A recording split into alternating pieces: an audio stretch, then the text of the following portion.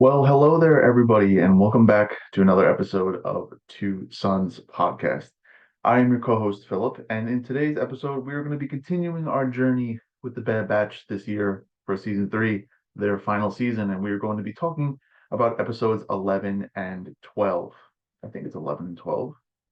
Yeah, yeah, right? Yeah, it's been a while since I last recorded, so I'm just trying to remember the episodes, and I believe last week, when I spoke to all of you wonderful people, we went over episodes 9 and 10 of The Bad Batch Season 3, and we did our little discussion on what we liked and what we didn't like. And today we are going to be continuing that trend. So, obviously, last week I hinted to the fact that both episodes 10 and 11 came out that week, but I didn't want to sit here and talk about three episodes.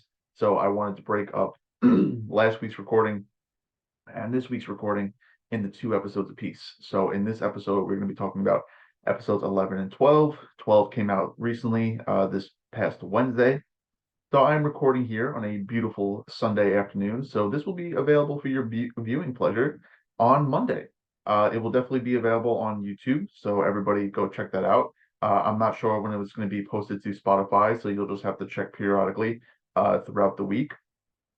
So before we get into our wonderful episode today, hopefully everybody's doing pretty good.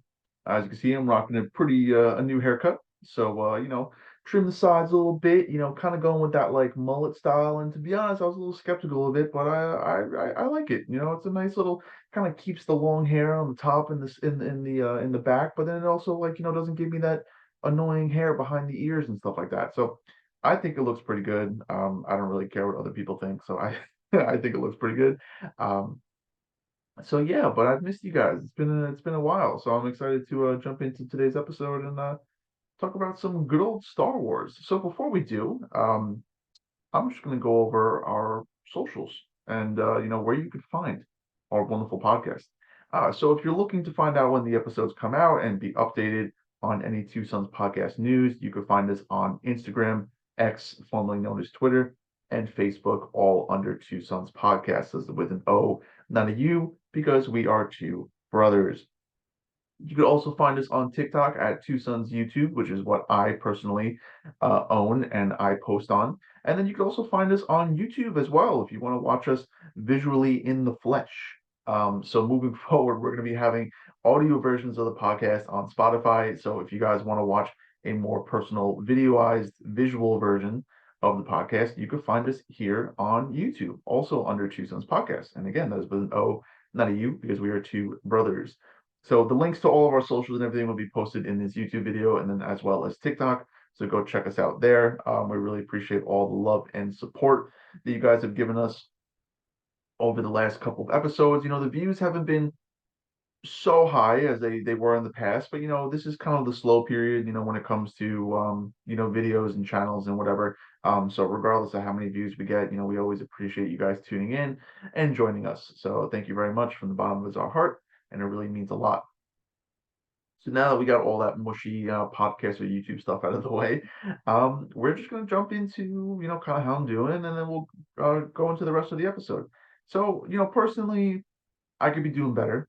There's some things that I need to work on in my life. So I'm trying to figure out, how to successfully, withdraw from my school and my program, and I'm looking to expand my horizons and my ambitions and apply to a couple of different universities and colleges. Possibly, take a couple of tests down the line and see, where I can go in life. So, currently everything is up in the air. It's a little stressful. So, I haven't been as perky and as happy as I wish I could be. But at the same time, that's life, and we just have to learn how to move forward and obviously get over it. So hopefully, there's some good news, coming in the next couple of days that I would love to share with you guys. But for now, everything else is kind of in limbo, and I'm just kind of figuring out how the rest of this semester is going to go, as well as the foreseeable future. So that's just adult stuff, I mean, it is what it is. But on a more positive note, work has been going pretty good. I was recently just in charge of our store for a couple of days while my boss was gone. So now that he's back, And the good news is that I got a little bit of a bonus, for all my hard work and dedication, which I appreciate. And I got a raise, and I'm getting a raise next month. So, I mean, on the financial front, we're doing pretty good.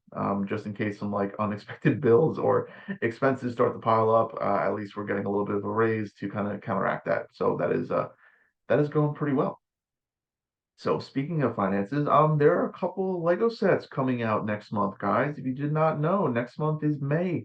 May the 4th be with you. I mean, duh.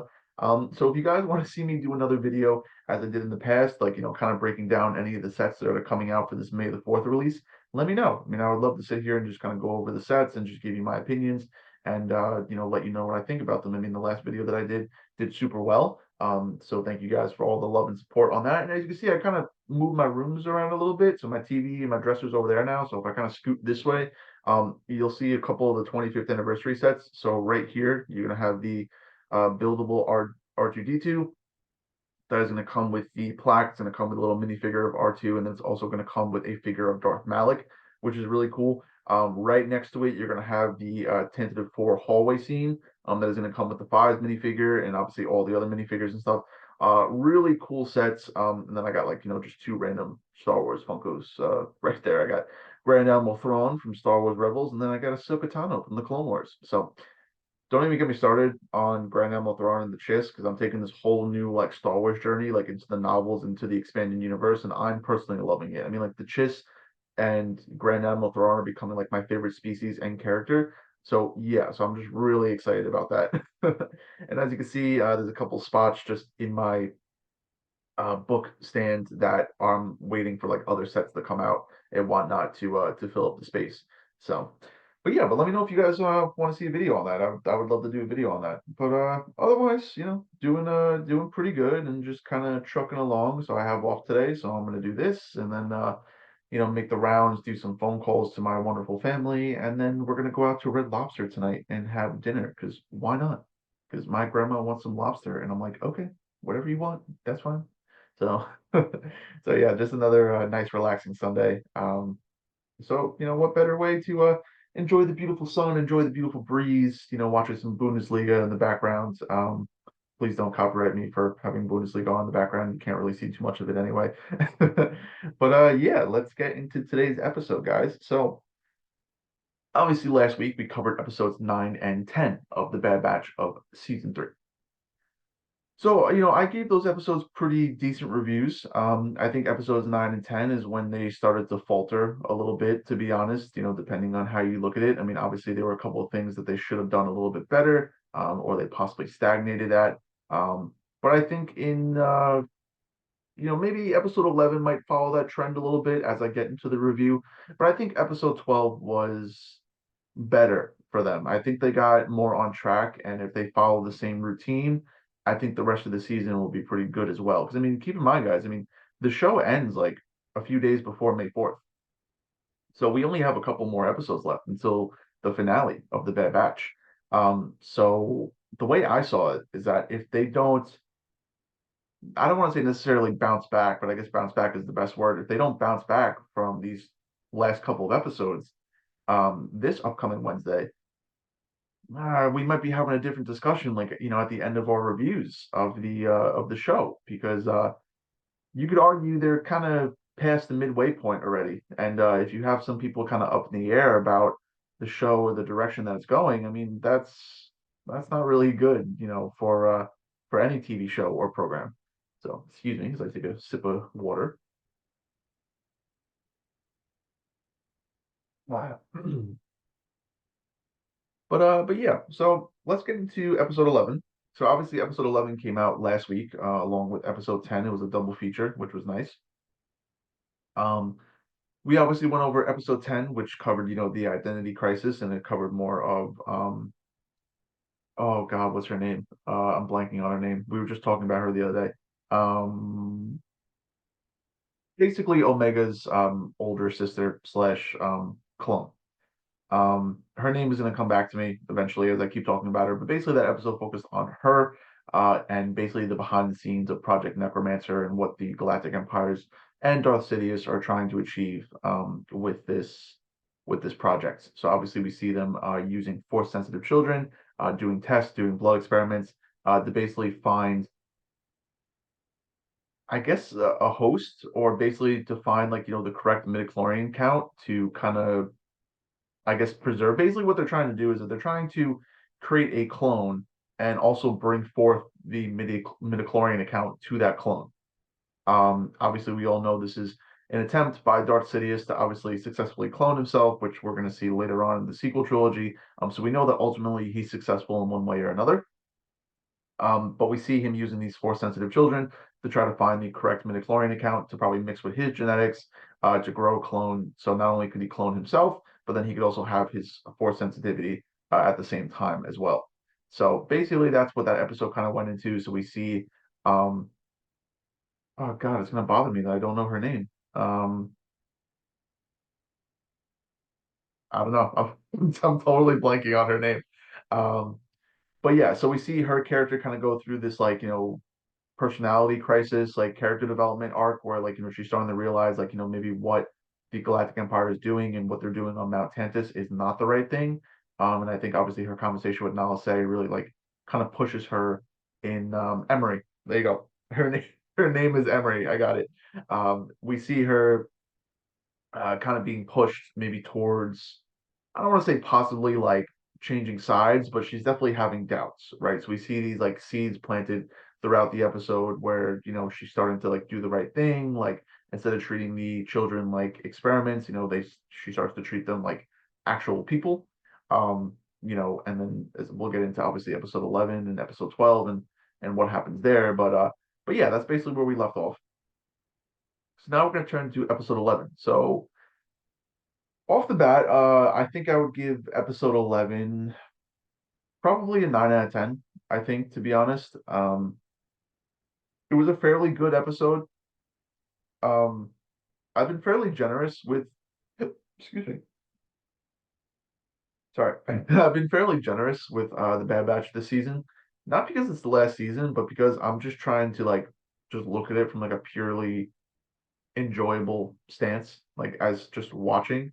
And to be honest, I'm sitting there and I'm not really having trouble with any of what they're doing. I mean, again, that just might be me and like my generation and like, how I grew up with Star Wars versus, an older fan or maybe, someone that's a little bit more recent into Star Wars.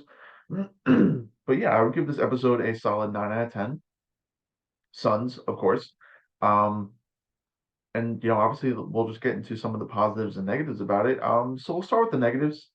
I think honestly the biggest glaring negative that came about for the episode was obviously Omega giving herself up and being captured by the Galactic Empire to be sent back to Mount Tantiss.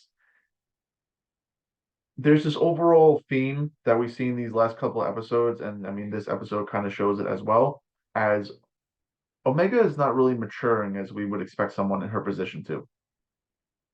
We understand that she's a clone, right? We understand that she's been on the run from the Galactic Empire for 3 seasons now. We understand that she might have some sort of part to play when it comes to midichlorian count and force sensitivity. So, with all that in mind, you would expect someone of her age to maybe mature a little bit more than somebody would, right? Obviously, that's not the case because we see in episode 9, right, she's extremely willing to trust Asajj Ventress when she knows nothing about her. Even when Asajj Ventress is kicking the Bad Batch's ass, part of my language, she's all like, "What are you doing? Like, why are you fighting her? Don't fight her." Meanwhile, her brothers just got their asses kicked and are just lying on the floor being force choked by Asajj Ventress. So we're seeing this overall child naivety continuing throughout these couple of episodes. And it's not a good look for Omega because basically what that's kind of showing the audience is that she's not really understanding the consequences of her actions. She does not care that she's being hunted by, ruthless bounty hunters and specialized Imperial agents and bringing harm to the people that she cares about, her brothers, as well as the community that they've been setting up shop in, for the last season or so. So with that in mind, she has the brilliant plan of just letting the Empire capture her once again to Granted, to save the people of the island and, to stop all like, the destruction and everything, I can understand that. But again, there's some of that naivety that goes into play because she's like, oh, well, I'll just let them capture me, and then that way we can find out, like, where Mount Tantiss is, and, you can come rescue me again. And obviously, we see that ultimately that fails because Crosshair is not able to put a tracking device on the ship. So she gets basically captured for nothing. So that's really the biggest glaring problem with the episode. Really, if you want to like get a little nitpicky and like start to like micro dissect like the episode, obviously, another thing that some people could argue as like negative is again, this is the Bad Batch that we're talking about, right? These clones, even though they're genetically modified and they're different from obviously regular CTs, they're supposed to be like the cream of the crop. They are supposed to be like the brother and the sister counterpart to the clone commandos, right? Each of these clones have been genetically bred for specializations in their field, right? So with Hunter, obviously he has heightened senses and tracking ability. With Crosshair, he's an excellent marksman. With Tech, obviously he was very tech savvy, very knowledgeable. Wrecker, obviously he was a demolitions specialist as well as just being freakishly strong. And then, Echo, even though he was part of the squad, he didn't really have any specializations, so he was technically a normal CT, but obviously what he went through and, the experiments that they did on him, he was kind of like half droid, half clone. So, but again, they all have their own specializations. So obviously we've seen the Bad Batch easily handle, your ordinary clone commando, right? And obviously clone commando is supposed to be stronger than your traditional clone trooper, right? Whether it's phase one or phase two. Okay. But these last couple of episodes, and again, I could excuse, their fight against the Sod Adventurers because technically they've never fought against a force sensitive being before, unless there's any comics or there's any novelizations out there where it shows one of their missions. Fighting somebody that's force sensitive, we have not seen them directly fight anybody that is force sensitive. So you can't really compare like who would win in a fight, a Jedi or Sith or the Bad Batch, right? I think when you have that conversation, it just depends on their skill level. So even though Asajj Ventress is obviously not like A tier, S tier when it comes to Sith or dark side users, she definitely is more B tier. However, I think she's still strong enough to take on the likes of the Bad Batch, and just because they have these specializations are not to fight force sensitive beings, they're to fight droids and separatists, and I don't think a lot of people realize that. Clone commandos are more likely to take on Jedi or Force users based on like their training and their equipment and what they have. So, but regardless of that, I mean, again, we see them going up against just everyday normal stormtroopers, right? I mean, some clone commandos, right? Some stormtroopers. And then we assume that these Imperial agents are obviously all clone troopers. Um, but we see them like single-handedly, like basically get their butts kicked. And we don't see the same like drive and savviness like from when we first met them in season 7 of the Clone Wars to now. I mean, again, we see Wrecker obviously being a demolition specialist, and he gets knocked out by demolitions. I mean, like he's just conveniently knocked out the whole entire episode after their ship explodes. Also, RIP their ship. Uh, Star Wars just loves taking like iconic ships and just like blowing them up on us. But again, we see him just get knocked out by explosives, and it's like, dude, you're a demolitions expert. Like I mean, granted, like, that doesn't mean that he's supposed to like mentally sense that there is a, demolition charge on the ship, right? I mean, he knows how to work with demolitions and make them explode. That doesn't mean that he has like a fifth sense of there's a bomb in the area, It's like especially with a record, I don't expect him to be doing that. Um, So, but again, like, there's that. And then obviously, again, you have Hunter, like, he's a really well-known tracker, he's able to like, keep stealthy and quiet and whatever. Um, and I don't really fault him too much, obviously. I mean, again, like, he successfully hijacks a post-Republic gunship, and like that was really cool. But then unfortunately it gets shot down. So it's like you can't really blame him. It's like it just so happens that this Imperial agent is just such a fine marksman that he was able to crash the ship, but he still survived the crash, and you could argue that maybe a normal clone wouldn't have. So Hunter, I don't really, lump into that argument. Even Crosshair, I mean, Crosshair was the most like capable, to be honest, of that whole entire episode. I mean, his job was to line up the shot, like, for the tracking beacon onto the Imperial ship. And he was being attacked by by stormtroopers at the time. So not only was he able to defeat the stormtroopers, but then resume his mission, and then ultimately he failed because he didn't line up the shot with the, I guess, like trajectory of the ship. Like he didn't calculate like the ship like taking off and like jetting forward um with his shot. So, which made him miss, unfortunately. Um, but again, even though it seems like I'm kind of like harping on them and their abilities, we're gonna see that that somewhat changes a little bit in this next episode, obviously. Um, so those are really like the only negatives, to be completely honest. Really positives. I mean, this is where it kind of gets tricky, right? Because you try to think about like what did they do good um with this episode. I think one of the things, whether or not people see it or not, I think one of the biggest positives that came out of this episode, believe it or not, don't crucify me, but I think it's Crosshair's and Omega's relationship. I mean, obviously that's been a huge focus of this season so far, and I personally have loved Crosshair's character development, and I'm looking forward to seeing like where his story goes for the rest of the season. I think they do a really good job of showing their relationship develop and like Omega putting trust in Crosshair. And she's like, "Look, I know you could do this. Like, you have to trust me." And I think their relationship is beautiful. I mean, I really enjoy their relationship. Um, and you even see that further on in the episode, obviously when Crosshair fails, right? And he looks defeated and he's like, "Oh crap, what did I just do?" Right? Because he had one job and he's had this underlying ailment the whole entire season of his hand, right? And he's been too stubborn to get it checked out or whatever. And you could argue that in that moment he's like crap, like, I should have listened to her. Like she trusted me. I had one job and I failed her, and it's because of me and me alone. We see that kind of further continue into episode 12 for a little bit. But really, that's the overall glaring positive that I really have about the episode. I mean, the episode, I mean, I thought it was shot beautifully well. I mean, the animation and everything was really nice. I love how they used the darker tones, obviously, at night and like, kind of resembled like, all the fire and the carnage and everything. And, it just felt very Empire-y, like, landing on the planet, going door to door, like almost kind of reminded me of like the scene from The Last Jedi when like the First Order is like on that planet and they're going like door to door and they're like interrogating civilians.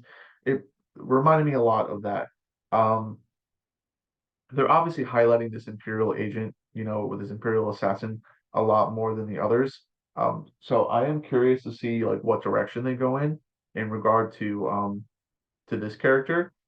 But really, I mean, I think this episode was pretty even, with the positives and the negatives. Like I said, when it comes to the Bad Batch and their skills and abilities, I mean, that's a different conversation. I don't really consider that like part of like why I gave it a 9 out of 10 instead of a 10 out of 10. The reason why I gave it a 9 out of 10 was just because of the fact that, again, we see this childhood naivety being played upon Omega. And it would be a different story if like she was constantly sheltered and whatnot. But I feel like based on personal experience and just how like, everyday life works, that you cannot tell me that she wouldn't grow up a little bit more based on what she's been through. When we see that that's not exactly the case. I mean, yeah, she has gotten older, right? And some of her abilities and whatever have probably improved, but we're talking about like mentally, right? Like, we would think that she mature a little bit more, she would know what is at stake, and she's just had the comfort of her brothers constantly protecting her. Um, to kind of keep that naivety in place, right? Um, but yeah, I mean that's pretty much wraps up episode 11. Um, these reviews are kind of short to be honest, because we're not sure if you guys want us to like just sit there and like give you like a whole synopsis about like how the episode starts. So from like beginning to end, right? If we did that, we'd be sitting here for like an hour and a half, like 2 hours. So I think you guys like a little bit more of the shorter and the sweet episode where we kind of just talk about it and just give our thoughts and just kind of talk like casual fans.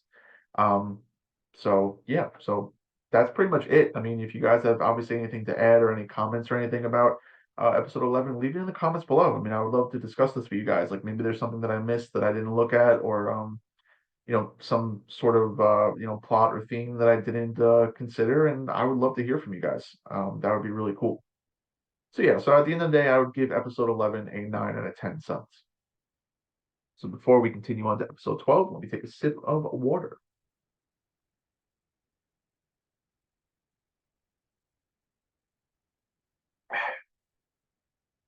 Also, let me know if you guys, I've been kind of going through this idea of trying to find a way, like when I'm doing these review episodes, to obviously not just show you my face, right? Like there was one time where I was going over like an anime episode. Obviously, the episode never aired because I got, copyright claims. Um, but I basically sat and I watched like, the season finale of like Jujutsu Kaisen with you guys. But it got copyright claims and I just never posted the video. And I think it's because I was playing the audio. So because I've seen other YouTubers basically like just literally show entire shows and like episodes on YouTube, but they don't play the audio. They just show the visuals. So they just kind of talk over it and you just see the visuals. So I'm interested if that's something that you guys would want to see. Like, for example, if I'm talking about like episode 13 next week, if I play episode 13 in the background and I sit here and I talk about the episode, I wonder if you guys would enjoy that. Not only hearing my voice and my thoughts on it, but then also just seeing the episode in the background as well, just keeping you guys more entertained. So let me know if you want to see something like that. I mean, I think I'm going to try it next time I record. And if I get copyright claimed or whatever, then I'm just going to record normally. And based on the software that I use to record, I don't know exactly how well the episode will come out. Um, I mean, I don't want it to be like choppy and like be like lagging every 2 seconds, so it's not really enjoyable to watch. So I probably will do some trial and error. So yeah, but just let me know what you guys think, and maybe I'll try it out for next episode because I've definitely watched tons of videos of people doing exactly that. Taking gameplay or snapshots from the episode and just using it in videos, and they just cut out the audio, and somehow that just doesn't get them copyright claimed. So, but with that being said, let's move on to episode 12. So episode 12 is, I think, where they really kind of shift back into correct gear, in my opinion. So I'm going to give this episode a solid 10 out of 10 suns. I think this was a perfect The Bad Batch episode. This really resonated with like what I think the Bad Batch should be, and like, kind of gave like a nod to the old Bad Batch, right? Um, so obviously, just to give like an underlying, synopsis of the episode, after Omega's recent capture by the Galactic Empire, the remnant of the Bad Batch are trying to figure out a way to get to Mount Tantiss, because they were unsuccessful in putting a tracker onto the ship. So Crosshair brings up the idea that there was a Imperial admiral that was in charge of the destruction of Camino that might know something about Mount Tantiss.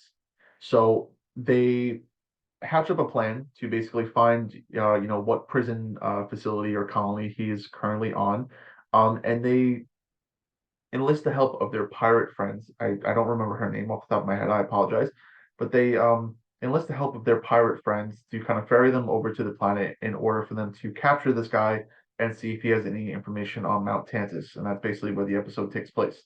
So right off the bat, like I said, I'm gonna give this episode a solid 10 out of 10 suns. I thought it was a pretty good episode, and for me, they personally got right on track. Um, Sorry if you hear any construction going on outside. Somebody seems to be cutting something, so I apologize. Um, so right off the bat, I mean, I can't really find anything negative with this episode, to be honest. I mean, I hope that doesn't sound very biased, but I didn't really find anything negative about it. Um, like I said, I really think they put themselves back on track when it came to this episode. I mean, so with that being said, we're gonna get right into the positives. So right off the bat, one of the first things that I could think about is the Bad Batch themselves. We just had this discussion a couple of minutes ago about how easily, they've been defeated or like, knocked down, these last couple of episodes by like outside threats, like Asajj Ventress and, the Galactic Empire themselves. But this episode really reminded me of like the first time that we saw them in the Clone Wars when they were like infiltrating that droid facility. We really see, Hunter, Wrecker, and Crosshair work together as the Bad Batch. I mean, granted, we don't really see Wrecker do anything with his abilities, and in terms of like a demolition specialist. And not so much that we see like their abilities being used where it's like, oh, that was when Hunter used that. That was, but it just seemed very Bad Batch-esque, where like, again, like, they were infiltrating the facility and you're like, yeah, this is really cool. Like this is what I would expect the Bad Batch to be. Especially there's a great scene in the episode where Crosshair asks his Wrecker, like, oh, do you remember like Plan 55? And it was a callback to um I think season 7 of the Clone Wars, where they do something very similar, where there's like a really cool hallway scene where Crosshair like throws these like reflective discs like all over the wall, and he takes out like a whole squadron of droids just by like bouncing off the shots like off the wall. And like he does pretty much the same thing in this episode, where like he enacts Plan 55 and he shoots certain points along the walls and the pillars, and he takes out all the stormtroopers without harming any of the prisoners. And it was like, yeah, that is total Crosshair. Like that is Bad Batch like material right there. Like that is what we've been looking for. Their whole heist, like going from like landing on the planet um to intercepting, a post Republic turbo tank, to obviously getting the hostage and even escaping. I mean, that was just very Bad Batch-esque. And they did a really good job of reminding us of like who the Bad Batch are and what they're capable of. When they really put their mind to something. So, that was great right there. Um, what else?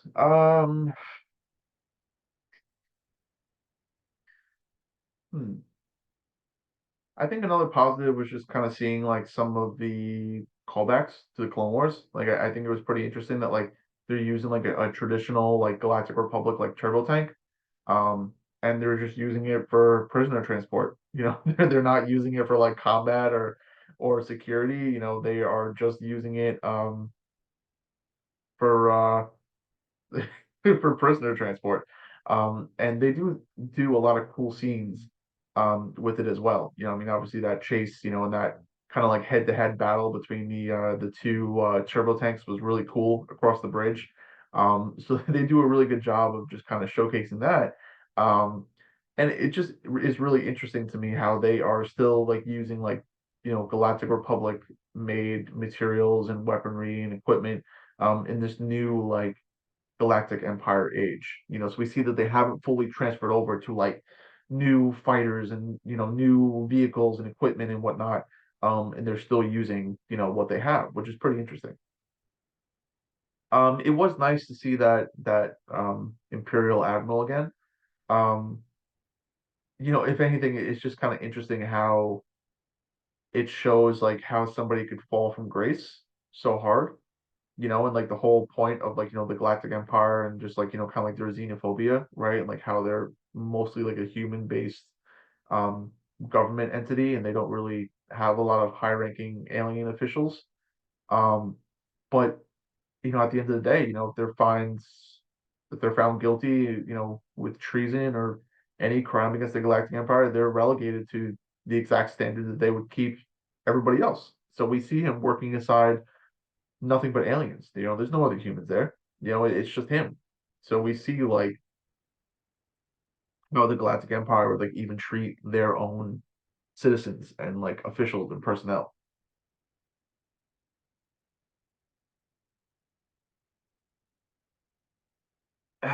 Pardon me.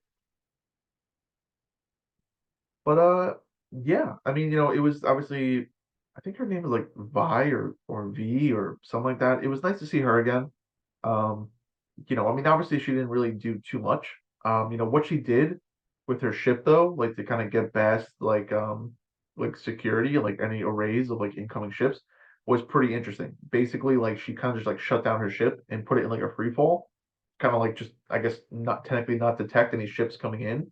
And at the last moment, like she turned it back on and she was able to like successfully navigate um to the surface, which is pretty cool. She's a very interesting character. I think they use her pretty well, where they don't like entirely focus on her, but she's just kind of like, oh hey, I'm here. She's kind of like the Hondo Anaka character of the Bad Batch, which I appreciate. She's pretty cool. I like her. Um, we even see a little bit more character development, like, in Crosshair, and then the Bad Batch themselves, they're obviously learning to trust each other, using the different plans that they probably came up with, like, during the Clone Wars and whatever, working together as a team, especially just Crosshair. I mean, you probably think of like if this was like Galactic Empire Crosshair, he probably would have murdered that guy in a second. But we see that, like, he has learned some restraint and he realizes that like um there's a bigger picture, to be seen. And he doesn't obviously want to eliminate that guy right away. But what's interesting though is that, and I never really thought about this until now, because I was going to say it was a negative. I was going to say, I guess really the only negative about this episode is that they seem to kind of make Crosshair's like hand element go away during this episode because he's very precise with his shots. But then I kind of came up with the theory, and I want to know what you guys think. I kind of came up with the theory that in previous episodes, I don't know if it was, I think it was like episode 8. Yeah, I think it was before they met Asajj Ventress. But Crosshair and Omega are along the coast, and they're learning. Well, she's trying to teach him how to meditate, and because I think if I remember correctly, one of the medical droids checks out his hands and was basically like, "Oh, well, it looks physically fine, and I don't see any physical injuries." So they mentioned the fact that this could perhaps be something mental, right? Like some sort of mental or psychological thing that's causing his hand to shake. Um, that is obviously affecting his like marksmanship in everyday life.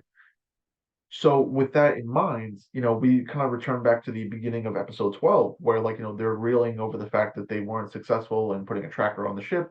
And you can see Crosshair's hand shake and like he grabs it because like he knows that like he's the one that's responsible and he feels terrible. So I wonder if this whole newfound purpose, like this whole new relationship with Omega and like, just being very confident and like straightforward and like this is what we have to do and like this is how we're gonna get her back. I wonder if this newfound like drive and like intuition is like helping him kind of solve his own problem. Like maybe this is something that he's mentally going through, and that reassurance and that drive is causing him to be precise. Because I mean, again, he enacts Plan 55. He is precisely accurate when he's taking out the stormtroopers, when and avoiding hitting the prisoners. We even see that he's accurate enough to um, what's the word I'm looking for? Basically like disarm the Imperial Admiral from trying to take up a gun and shoot him. So we see that he is still a very capable marksman when he puts his mind to it. So I wonder if if maybe they're right. Maybe this is something like psychological or mental. So I want to hear what you guys think because I would be curious to see if you have any theories about what's going on. I mean, obviously you could still argue that something physical. All the experiments and the tests that they did on him, like maybe they just messed up his nerves. But I wonder if it is something a little bit more psychological. Maybe there's a bigger thing to be shown there. But yeah, I mean, other than that, I mean, that's pretty much it. When it comes to the episode, I mean, obviously, we see, a reoccurring theme that we've seen in a couple of other Star Wars shows of obviously the Galactic Empire having these like prison facilities where, basically prisoners are like, either like working in mines or in construction or just other, pointless jobs are for the Galactic Empire. And you could argue it's pretty much slave labor. And they're basically just you know, wow, and they're basically just, being used by the Empire. Oh, so we've seen that. Um, and what's interesting is that, like, we see like such like a quick change, right? Like, from the Galactic Republic to the Galactic Empire. And the question is there. It's like, were those facilities always in place and we just never saw those? Like, did the Galactic Republic have those facilities established already, or is this something that was made, post Republic? So it kind of like starts to put some holes and questions into like just really how good the Galactic Republic was. I mean, we can get into the whole conversation about Star Wars and politics, but it really does raise some questions, right? But yeah, I mean, obviously, we see towards the end of the episode that they are successful in getting off the planet with the Imperial Admiral. And unfortunately, he doesn't really have any information to give them in terms of like where Mount Tantiss is.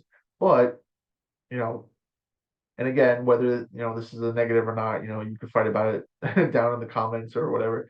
Um, we see that he might know somebody else that, you know, knows where Mount Tantiss is. So it's like they're constantly leapfrogging to another solution. And it's like, well, are you gonna get to the point where it's like you basically like spend the whole entire season just trying to find out where this planet is, you know?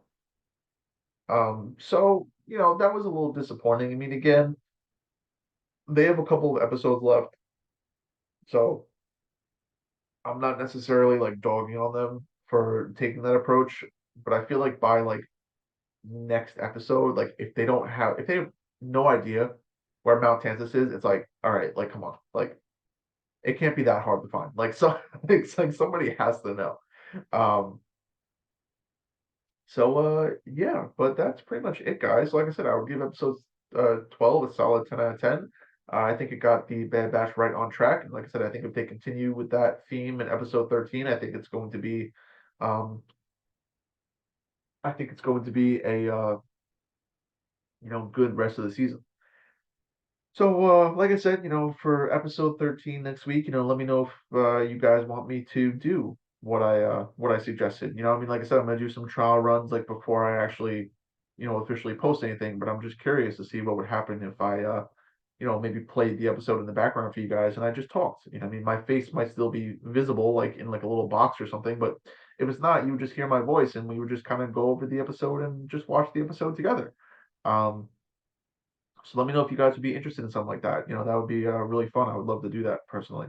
Um, but yeah, with that being said, thank you guys for coming out to another wonderful episode of Two Sons Podcast. I've been your host or your co-host, excuse me, Philip, and it has been an honor and a privilege to speak to you guys once again. I really enjoyed doing these Bad Batch reviews and just going over Star Wars because why not, right? I mean, we're gonna get into a lot of Star Wars heavy content in the next couple of weeks. I mean, obviously we got the Bad Batch the rest of this month, and then we got May 4th coming up. So like really excited to do something for May 4th. It would be really nice if we could do something on May 4th, but unfortunately I'm working, so maybe we'll put out an episode like the day before or the day after. Um, just so we have some like May the 4th content for you guys. But yeah, like I said, let me know if you guys want me to do a video, going over the Star Wars Lego sets that are coming out in May and just kind of talking and discussing about them. Like I said, let me know down in the comments below what you guys think, either on TikTok or on YouTube. I would greatly appreciate that. Like I said, I'm going to send all these files to my brother and hope that he posts on Spotify and the socials pretty soon. So in case that he does not, like I said, this episode will be available on YouTube tomorrow. So you guys will have a brand new episode of Two Sons Podcast to watch to start your week, which should be very nice. And yeah, that's pretty much it. So again, thank you guys for coming out to another wonderful episode of Two Sons Podcast, where we talked about episodes 11 and 12 of season 3 of The Bad Batch. So like I said, be on the lookout for maybe an additional episode this week where I go over some Lego sets, and especially next week when I go over episode 13 of season 3 of The Bad Batch. So with that being said, guys, I hope you guys have a great day, a great morning, great afternoon, great evening, whenever you're watching this. Hopefully, this is a good start to your week, and you guys can spread this out and have a little bit of content to enjoy for the start of the week. But again, thank you guys so much. We really appreciate it. Please be safe. Do not do anything stupid, as always. And because this is a Star Wars episode, I will leave you all with May the Force be with you all. Goodbye for now.